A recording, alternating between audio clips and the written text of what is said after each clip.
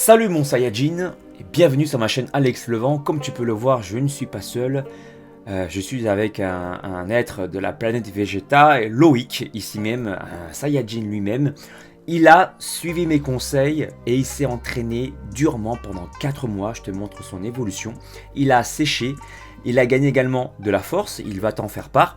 Et il va te partager aujourd'hui ses astuces, comment est-ce qu'il a fait pour évoluer physiquement.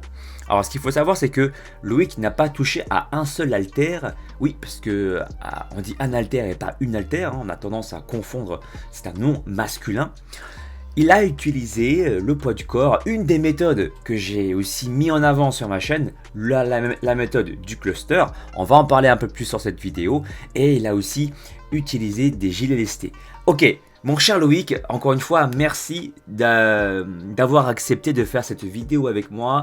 Je pense que ça va aider un grand nombre dans ma communauté. Ils veulent aussi se transformer, ils veulent progresser au poids du corps aussi. Avec plaisir. Alors du coup, raconte-nous un petit peu tes méthodes d'entraînement. Qu'est-ce qui a fonctionné sur toi? Alors, j'ai utilisé principalement deux méthodes. La première, c'est celle que tu préconises dans une de tes vidéos sur la prise de volume musculaire. C'est la vidéo du cluster. Et elle a pas mal marché sur moi. Elle est assez efficace et je sens que ça travaille quand j'utilise.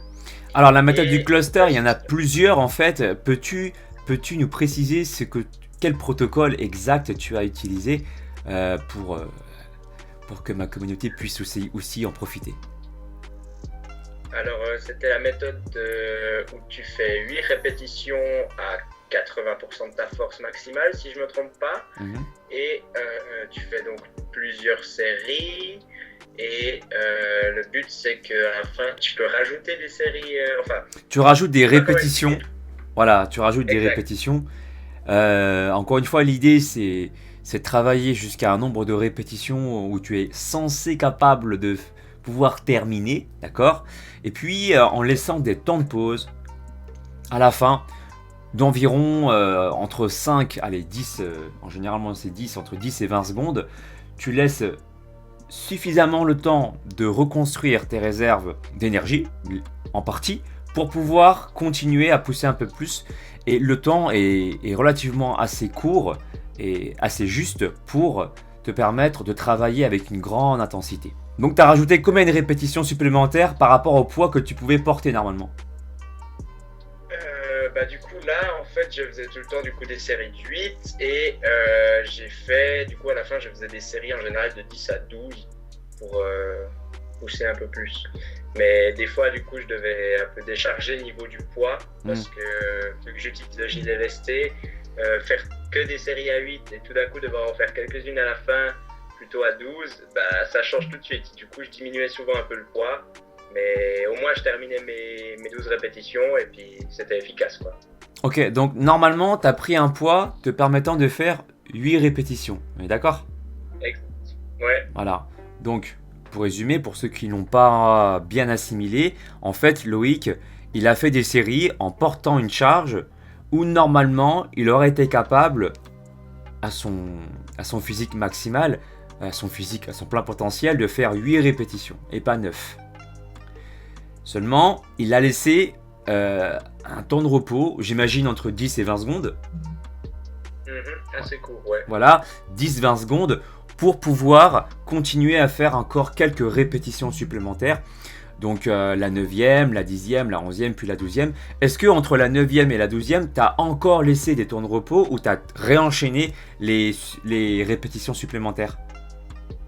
Alors, en général, j'arrivais à enchaîner. Mais il y a des jours où ça allait, des jours où ça va pas, disons que ça dépend. Mais la plupart du temps, j'arrivais à enchaîner quand même. D'accord, en fait, tu as laissé qu'un temps de pause en fait. Tu as laissé 10 secondes de pause et bac, tu as enchaîné derrière 4 répétitions supplémentaires. Ouais, mais c'est éprouvant, mais c'est faisable. Voilà, ça c'est très intéressant. Après, tu pourrais aussi, tu aurais pu laisser un temps de pause entre chaque répétition supplémentaire. C'est aussi quelque chose qui se fait.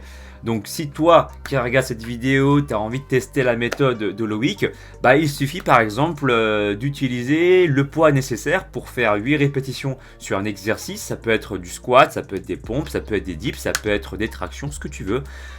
Et si pour toi c'est déjà compliqué de faire des pompes, de faire 8 répétitions sur la pointe des pieds, alors c'est le poids qu'il te faut. Ok, donc ensuite tu peux laisser un temps de pause entre chaque répétition d'environ 10 secondes et de rajouter comme ça 4 ou 5 répétitions. Maintenant, si tu t'en sens capable, tu peux aussi laisser comme l'a fait Loïc et laisser juste un temps de pause et réenchaîner 4-5 répétitions supplémentaires, mais c'est quand même assez costaud. En général, quand tu fais 10-20 secondes, le temps de repos est relativement court quand même pour faire beaucoup de répétitions derrière. Voilà, mais bon, c'est à tester. Ça, c'est la première méthode que tu as donc utilisée. La deuxième, c'est quoi ? Alors la deuxième méthode, c'est un peu sous forme d'une pyramide en fait, je vais dire.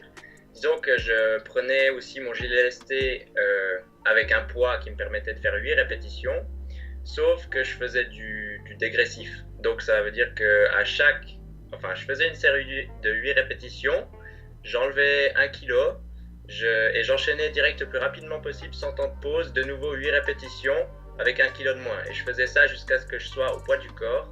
Et une fois arrivé au poids du corps, donc une fois que j'ai épuisé mes 7 kg de gilet LST, je faisais mon maximum de pompes, par exemple pour les pompes, sans gilet du coup, et pour bien m'épuiser sur la fin, quoi. C'est génial.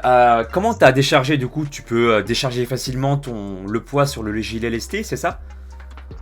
Ouais, disons que c'est des petits sachets de sable. Et c'est sur un système de velcro et puis je peux vite sortir de la poche c'est cool sac, ça. Et puis D'accord. Et puis, super. De faire, ça va vite, quoi. Ouais, mais c'est génial. Le fait de décharger comme ça te permet de travailler sur différentes qualités physiques. C'est un travail lourd. Donc tu vas aussi favoriser ce qu'on appelle l'hypertrophie myofibrillaire, c'est-à-dire faire vraiment grossir la matière contractile qu'il y a dans le muscle.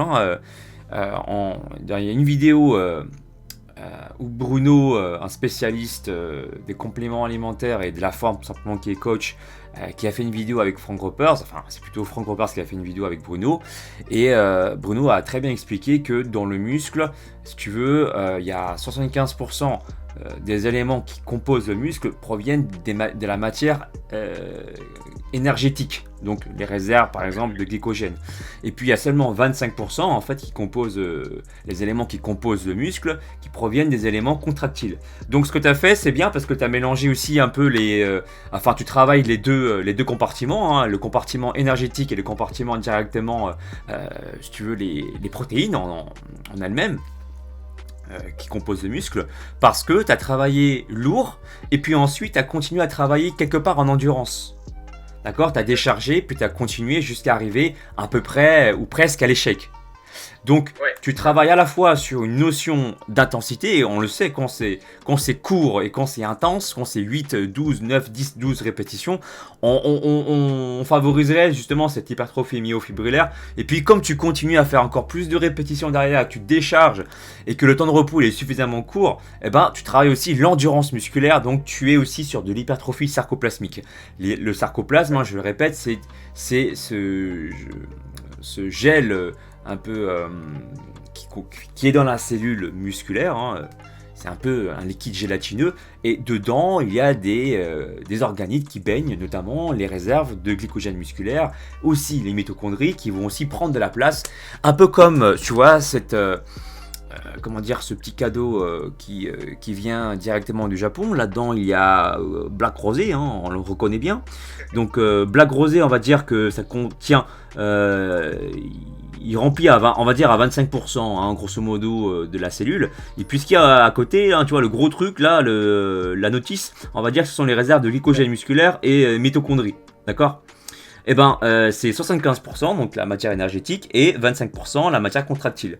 Toi, ce que tu as fait, au début, tu as fait 8 répétitions, donc tu as travaillé plutôt sur Black Rosé, tu as eu des cheveux roses, et puis au fur et à mesure que tu as déchargé ton poids, etc., tu as fait encore plus de répétitions, tu as travaillé sur l'endurance, tu as développé la notice, quelque part. Et quand la notice, elle prend de la place, tu peux imaginer que ça pousse la cellule et que ça la fait grossir en même temps. Bon, il faut que la cellule soit malléable, mais elle est malléable. Donc du coup, la cellule va prendre de la place parce que la notif à l'intérieur a pris de la place.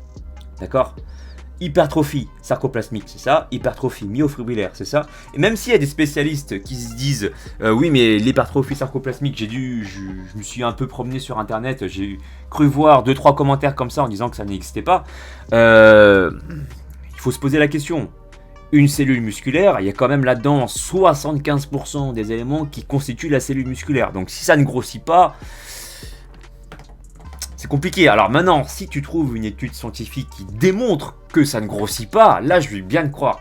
Mais voilà, pour moi, ça me semble un peu logique en fait. C'est du bon sens pour moi. Bah écoute, mon cher Loïc, je pense qu'on a fait un peu le tour du sujet. Si toi qui regardes cette vidéo, tu as des questions par rapport à la méthode que Loïc a pratiquée, a utilisée, je t'invite à t'exprimer dans la barre des commentaires, à poser ta question. N'oublie pas de t'abonner sur ma chaîne, d'activer aussi la cloche de notification pour ne rien louper, parce que il y en a d'autres, il y en aura d'autres, des vidéos comme ça, témoignages, des vidéos autour du sport, autour de l'alimentation, enfin, on va parler de plein de choses sur ma chaîne pour te rendre meilleur, voilà. Suis-moi également sur les réseaux sociaux, Facebook, Instagram, Snapchat et Twitter, et puis nous les Saiyajins, entre autres moi et Loïc, on te dit à très bientôt. Ciao.